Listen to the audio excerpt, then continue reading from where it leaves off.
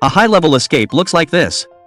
The guard brings food to the prisoner. The woman looks at the meal and the spoon. She immediately thinks of a way to escape. After the guard leaves, she starts digging into the wall with the spoon. The wall is tough, but still possible to dig through. The prison is surrounded by water, with strong winds all year round. The woman takes the dirt she digs out and sprinkles it little by little out the window. The wind carries it away. To avoid being noticed, she tears some paper, soaks it with water, and spreads the wall soil evenly on the paper. Then she uses it to cover the hole. To speed up the digging, she collects the soup from her meal and spreads it over the hole. The salt in the soup slowly wears down the wall, making it easier to dig. She knows breaking through the wall will take years, so she claims she loves reading and asks to skip outdoor activities. She keeps this up for 5 years. At last, she digs a tunnel about 80 meters long. She is ready to make her escape. One day, an officer comes to inspect the prison. The prison arranges a performance for the visit. The woman slips out of her cell during the crowd, since she hasn't been outside for 5 years. None of the inmates on the yard recognize her. No one pays attention to her. Everyone is focused on the show. While she quietly approaches the officer's car, she quickly grabs onto the bottom of the vehicle. At mealtime, the guard brings her food as usual. He knocks on the door but hears no response. The guard immediately senses something is wrong. He checks the cell and finds the woman missing. He quickly sounds the alarm.